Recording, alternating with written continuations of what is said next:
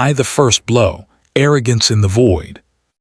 The galaxy had seen many wars, but none began with such casual cruelty. A fleet of the Xhaker Dominion descended upon the human colony of Asterion IV.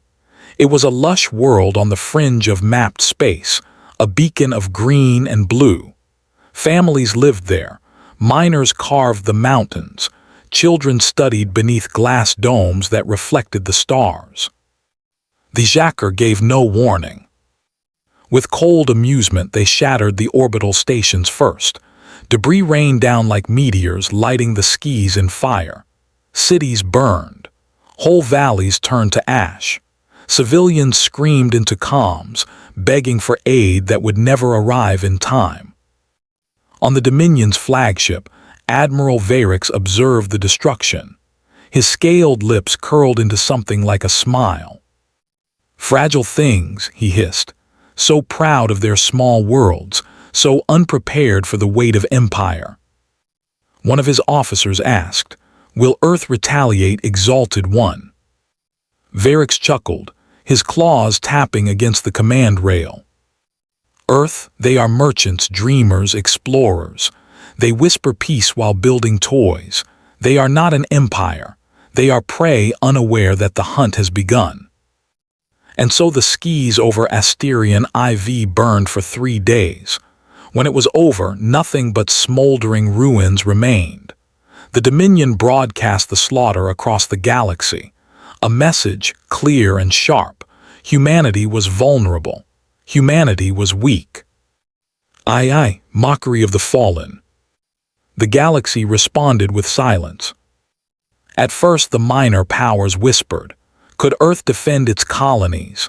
Would the humans withdraw inward, frightened? The Xhaker stoked those whispers into roars. Their envoys mocked humans in council chambers. Their soldiers drank toasts of victory, sneering at the timid primates. The feeds played endless loops of the Asterion massacre. To some, it was entertainment. To others, it was a warning. And across the stars, laughter grew louder. "They will do nothing," said a Karath warlord. "Humans cling to laws. They are too civilized," sneered a Zeal diplomat. "They are a species of poets and farmers. They cannot answer empire with empire," the chorus went on. Admiral Varix himself issued a proclamation, his voice broadcast across interstellar relays. "If Earth dares raise its fleets, they will break like glass against the Dominion. Let them grieve in silence, for silence is all they know." And so the galaxy laughed at the humans' pain. They mocked their tears, their helplessness, their supposed fragility. But in that silence, something ancient stirred. Aye, the silence breaks. The first sign came not in words, but in silence deeper than before. Human comms went dark. Their trade ships withdrew. Colonies closed their channels. Diplomats fell silent, refusing to answer messages. The galaxy, once entertained by human songs and debates, now heard nothing but an unnatural quiet. And then Earth spoke. One transmission, cold, measured, unforgettable. From the office of the Terran High Command. "To the Dominion and to all who listen, you called. Humanity answers." The words were followed by coordinates, not of Earth, not of Asterion, but of Dominion border systems. The message ended with a single line that carried across every frequency. "Prepare yourselves, fire is coming." For the first time, the galaxy shivered. IV, the response unveiled. The stillness shattered. Across Sol, the night sky filled with thunder. From the shipyards around Titan, dreadnoughts the size of mountains emerged. From the lunar forges, black steel leviathans stirred. On Earth's oceans, submarine silos rose like leviathans breaching the waves, releasing carriers that took to the stars. Every world of humanity bled resources into the war effort. Miners worked until their hands broke. Engineers forged weapons in furnaces that never cooled. Soldiers stood in silence as oaths were burned into their skin, words of vengeance and duty. The galaxy had underestimated them. They had forgotten one thing. Humans were slow to anger, but once stirred, they did not stop. And then the fleets moved. Fire across the stars. The first retaliation was not a battle, it was an obliteration. The Jacker border world of Morthal Prime awoke to skies turning red. Human fleets emerged from folded space in perfect formation, blotting out the suns. There were no threats, no ultimatums, just fire.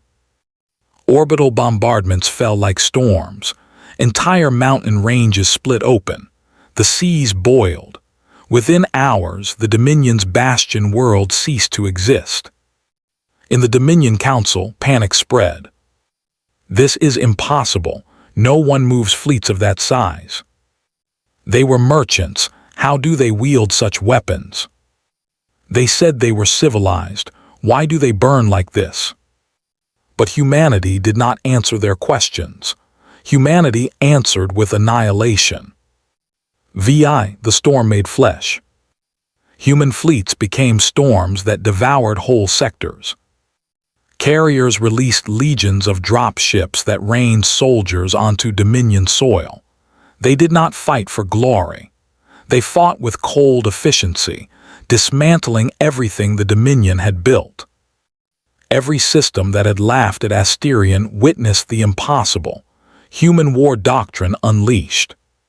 Ships moved like blades, cutting supply lines with surgical precision. Orbital strikes reduced fortresses to shadows in seconds. Ground forces advanced with the weight of inevitability, their machines grinding alien armies beneath metal feet. The galaxy, once amused by human weakness, now trembled as suns themselves seemed dimmed by the passage of Terran fleets. In the skies above Exhorat, the Dominion's Grand Fleet, 5,000 warships strong, stood against humanity's armada. For 3 hours, the stars burned with fire, and when the smoke cleared, only human ships remained. It was no war, it was punishment. Retribution without mercy. Admiral Varix, who once mocked human fragility, watched his empire unravel. His fleet scattered, his world's ash, his people broken. In desperation, he sent one last transmission to Earth. "Stop this, you have made your point, we yield." The reply was a single human voice, calm and terrible. Asterion did not yield, neither shall we. Moments later, Varix's flagship was reduced to a silent husk adrift in the void. Ashes and echoes. The war ended not with treaties but with silence. The Dominion no longer existed. Its banners burned, its archives erased, its name spoken only in whispers. The galaxy, once bold, now lived in dread. At diplomatic tables, no one mocked Earth. On frontier worlds, no one laughed at human weakness. Traders whispered rumors in hushed tones. They answered with fire. They never stop once roused. Pray Earth never turns its gaze upon you. And in the ruins of Asterion IV, the first colony to fall, a monument was raised from the blackened soil. It bore no inscription, no speech. Only the symbol of Earth, carved deep into stone as a warning and a promise. The whispered lesson. Generations later, survivors of the Dominion whispered the lesson to their children. Never provoke Earth, never rouse the fire. Their patience is vast, but their vengeance is infinite. And across the galaxy, in every council, every chamber, every battlefield, the story lingered like smoke after flame. The galaxy had called, and humanity had answered. With fire,